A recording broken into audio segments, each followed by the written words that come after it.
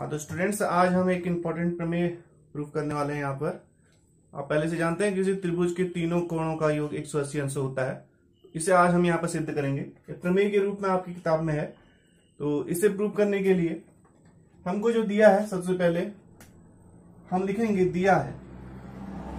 Proof करने का तरीका है, हम लिखते हैं दिया है। दिया क्या है, हम इस चित्र को बना लेते हैं। पहले एक त्रिभुज दिया है PQR, जिसमें तीन कोण हैं, 1, 2 और 3।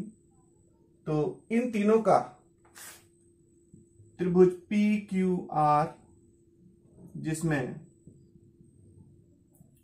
कोण 1, कोण 2, कोण 3 त्रिभुज के कोण हैं।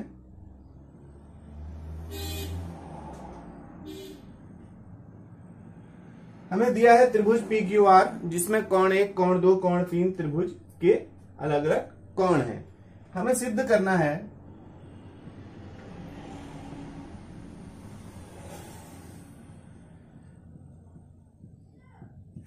किसी त्रिभुज के तीनों कोणों का योग, अर्थात 1, 2 और 3, कोण 1 धन कोण 2 धन कोण 3 बराबर 180 अंश। यह हमें सिद्ध करना है।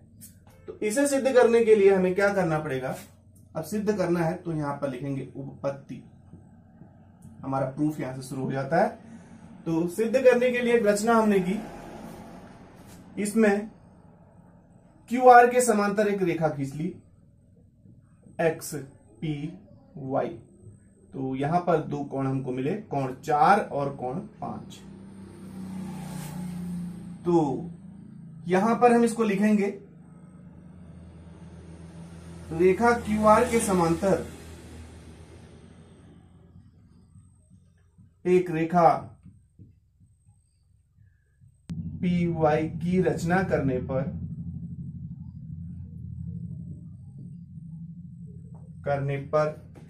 कौन कौन से कोण हमको प्राप्त हो रहे हैं? कोण 4 तथा कोण 5 प्राप्त होते हैं। तो कोण 4 और 5, तो कुल मिलाकर के अब यहां पर बिंदु P पर कोण 1, कोण 4 और कोण 5 एक सरल रेखा पर या रिजु रेखा या सरल रेखा के कोण हैं। तो आप जानते हैं किसी सरल रेखा पर 180 अंश का कोण बनेगा। तो तीनों कोणों का योग हमारे पास कोण 1 धन कोण 4 धन कोण 5 बराबर हो जाएगा 180 अंश। पहला काम हमारा ये हो गया। इसको हम समीकरण 1 लिख सकते हैं। इसके बाद अब यहां पर हमें देखना है जो कोण 4 है और कोण 3 है, दो समांतर रेखाओं के बीच कोण होंगे। तो यही चीज हम लिख रहे हैं, कोण 4 और आगे को हम लिख रहे हैं कोण 4 तथा कोण 3। कोण 4 तथा कोण 3 एकांतर अंतः कोण है। कहां है? दो समांतर रेखाओं के बीच कोण 4 और कोण 3 एकांतर अंतः कोण है। तब कोण 4 बराबर कोण 3 हो जाएगा। इसी प्रकार कोण 5 और कोण 2 दो समांतर रेखाओं के बीच के एकांतर अंतः कोण होंगे।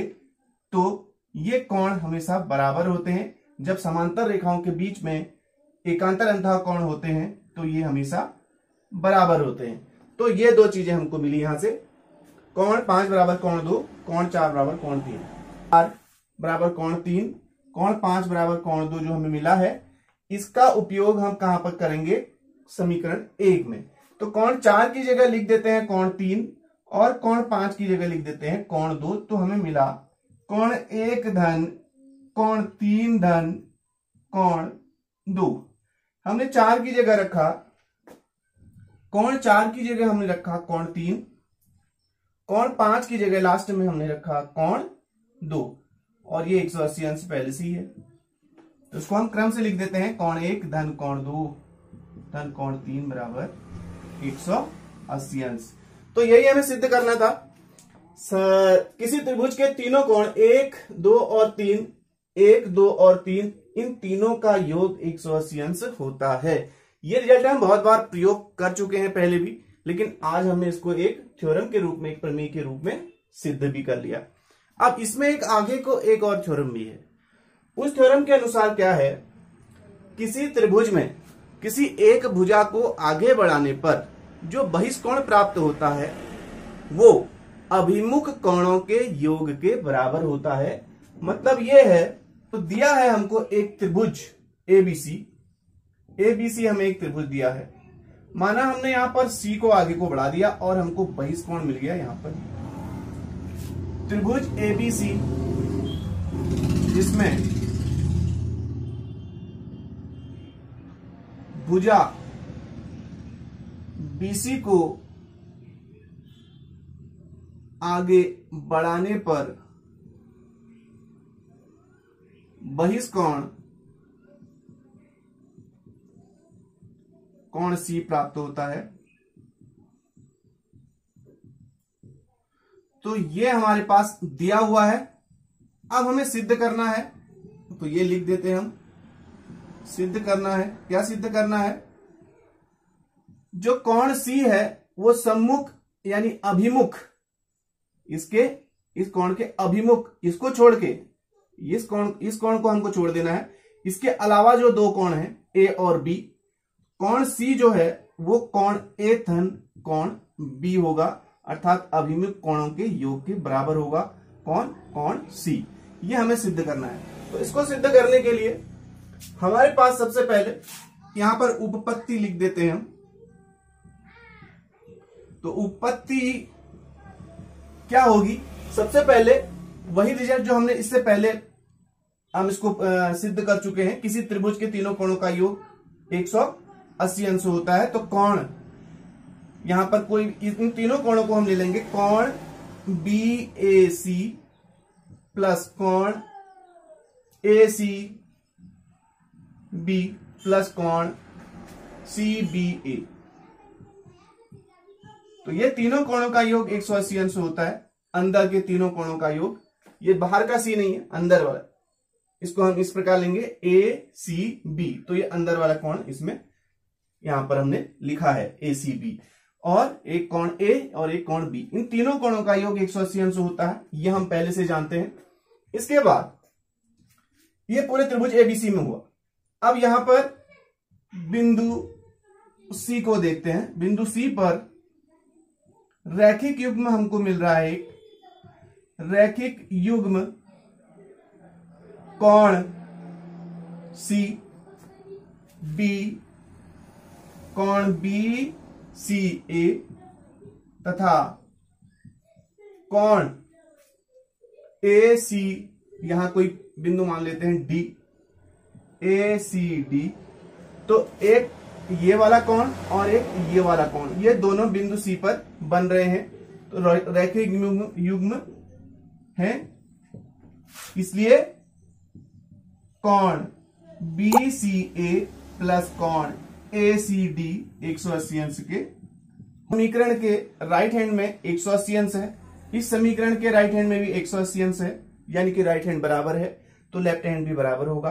तो समीकरण 2 का लेफ्ट हैंड हम लिख लेते हैं पहले, कोण BCA प्लस कोण ACD, ये बराबर हो जाएगा लेफ्ट हैंड। समीकरण 1 का लेफ्ट हैंड साइड ये है बायां पक्ष, कोण BAC प्लस कोण ACB प्लस कोण CBA।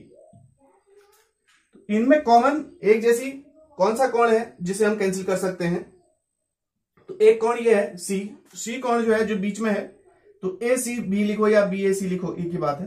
तो ये कैंसिल हो जाएगा। तो हमें ये प्राप्त होगा कोण ACD बराबर कोण BAC प्लस कोण CBA।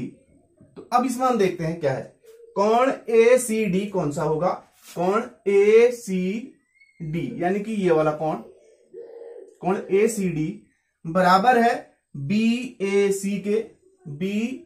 BAC के अर्थात ये वाला, दूसरा प्लस CBA अर्थात ये वाला, यानी कि इन दोनों के योग के बराबर है कौन सा, ये वाला कोण। जो ACD है वो बराबर है कोण A और कोण B के योग के। तो यही हमें सिद्ध करना था, जो बहिष्कोण है वो सम्मुख कोण यानी अभिमुख कोणों के योग के बराबर होगा।